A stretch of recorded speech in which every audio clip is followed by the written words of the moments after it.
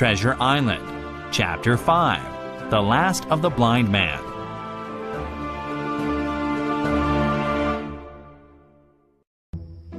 My curiosity was stronger than my fear, so I crept back toward the inn, hid behind a bush, and watched as my enemies began to arrive. 5 of them ran along the road, with a man holding a lantern in front. Right behind them were 3 men, hand in hand. The man in the middle was blind. "Knock down the door!" The blind man cried. "Aye, aye, sir!" 2 men answered, and then they ran at the door. I saw them pause in confusion and surprise when they discovered that the door was open. Then the blind man shouted, "Go in, in!" He cursed at the men for their delay.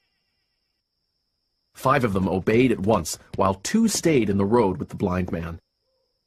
There was a cry of surprise, and then someone shouted from the house, "Bill's dead!" The blind man swore again. "Search him, and then get the chest!" I could hear their feet rattling up our stairs. They made the whole house shake. The window of the captain's room was thrown open with a slam and a jingle of broken glass. A man leaned out into the moonlight and addressed the blind man on the road below. "Pew!" He cried. "Someone got here first! The chest is open!" "Did you find them?" Roared Pew, the blind man. "Some money's there!"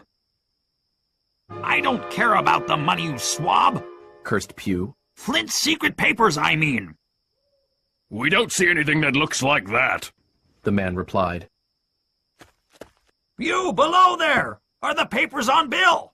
Pew cried to the men on the first floor. At that, another fellow came to the door of the inn.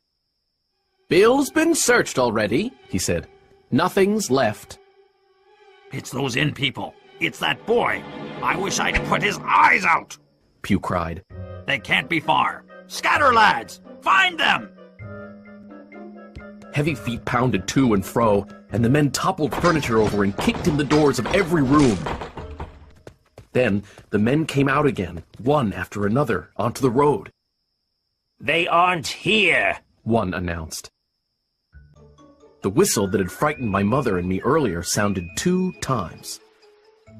Then I had thought it was Pew calling his men to assault us. But now I realized it was a warning signal from a lookout hiding somewhere near the village. "There's the signal," a man said. "That means the law is coming. Let's go!" "You dogs, you're so close!" cried Pew. "Scatter and look for Bill's secret. Oh, if I only had eyes." At Pew's urging, 2 fellows began to look here and there, but half-heartedly, with an eye to their own danger all the time.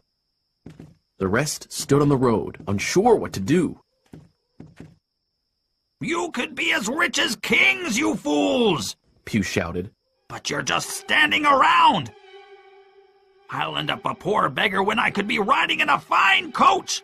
If you had any guts, you'd catch that boy!" "Forget it, Pew. We've got the money," grumbled one man.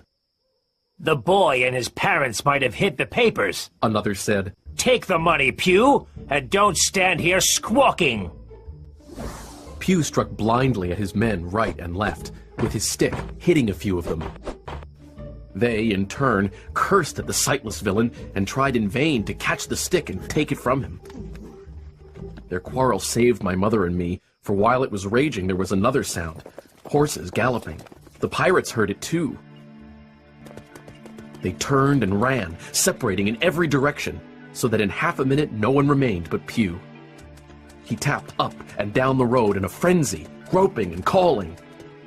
Finally, he took a wrong turn and ran a few steps past me, crying, "Alan! Tom! Job!" and other names.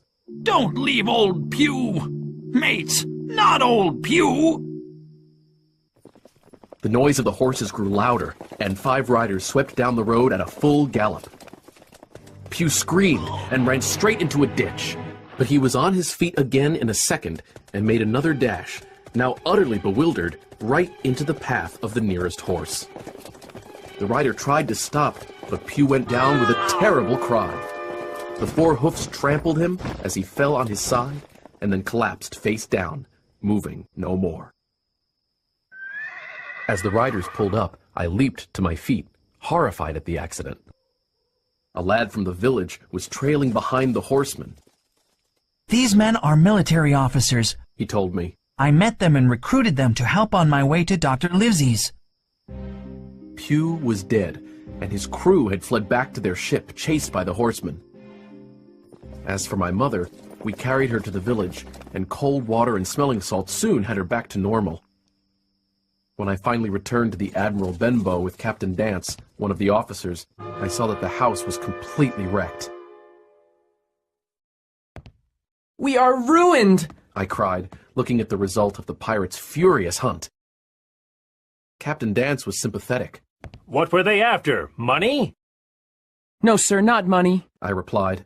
I believe I have what they were looking for in my breast pocket. I'd like to show it to Dr. Livesey." Well, I have to ride there and report what happened back to him and the squire, He said cheerily as he mounted his horse. So come along, Hawkins. "Thank you, sir." I said, as he offered his hand and then pulled me up behind him in the saddle.